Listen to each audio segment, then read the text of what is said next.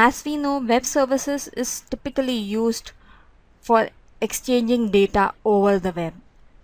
So data is being transported across the wire, and this definitely introduces the concept of security.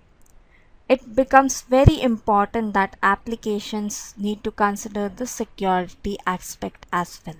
That was when an effort was made by the Organization for the Advancement of Structured Information Standards, known as OASIS, to formalize a protocol to secure web service communication by the means of usernames and password tokens. This protocol was later known as the WSI Basic Profile 1.0. This protocol became a very popular implementation among enterprises WCF, which was released as a part of the .NET 3.0. So WCF was a bold and an ambitious move by Microsoft. It was built with an intention to bring all mechanisms, which included web services, remote procedure call, MSMQ, etc., under one umbrella.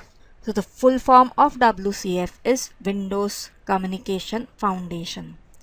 And true to its name, it actually supported multiple protocols like HTTP, TCP, MSMQ. Prior to WCF, a developer had to learn the technique for implementing each of the protocols in a different way, be it web services, be it remote procedure call, be it MSMQ or TCP or anything else. However, with WCF, people now need to just learn a single technology and thereby be able to use TCP named pipes and even asynchronous Microsoft messaging queuing, that is MSMQ, as well as HTTP. What WCF did was it took the SOAP schema as its internal implementation but completely abstracted the transport, so that unlike SOAP, it was not tied to HTTP only. It also supported the WS Start security features. WCF was built keeping in mind the extensibility and aspect-oriented points. So it had many extensibility and aspect-oriented points at which one could step in and customize the implementation. The classic SOAP web service, that is the ASMX service, was also supported.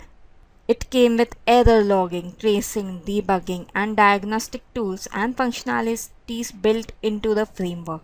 It could be hosted on an Internet Information Server, a Windows service, or any plain old .exe process such as Windows Form, WPF, or a console app, and could be consumed equally by servers, ASP.NET Web applications, and desktop applications as well. So if you look at WCF, it is in itself a big vast course. But even with WCF, there were problems. First and foremost, abstracting the transport means that only the least common denominator of the transport features will be available. This meant that we were not making full use of the HTTP protocol features. So that's the reason why the industry started to look on for another alternative. And that alternative came in the form of RESTful API. So REST means representational state transfer. We'll look at and understand it in more detail as we go further. So what really happened was that the community started to distance itself from SOAP by replacing the term web services with web API, referring to the fact that this API was web friendly. In the meantime, Microsoft, which had invested heavily in WCF, could not ignore what was happening in the community. So in an attempt to appease the REST enthusiasts among the WCF adopters, the WCF team developed the WCF REST in 2008.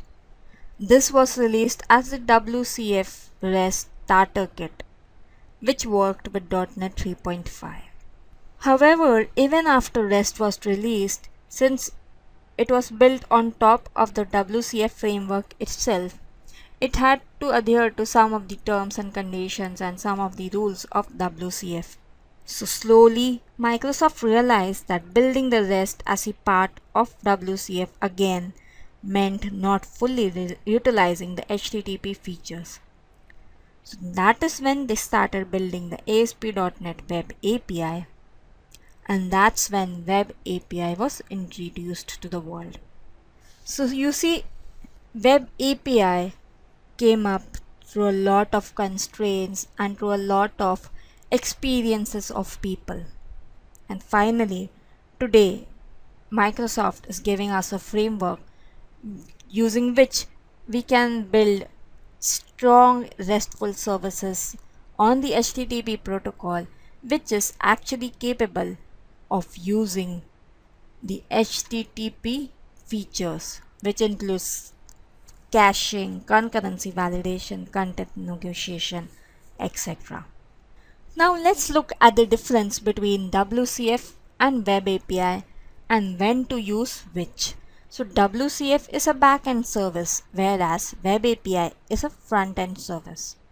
When WCF supports SOAP and WS star, that is the security features, Web API supports the JSON format, the XML format, as well form URL encoded. WCF is capable of allowing a number of protocols, which is HTTP, TCP, MSMQ, WebSockets, or for that matter, you can even build up your own custom protocol.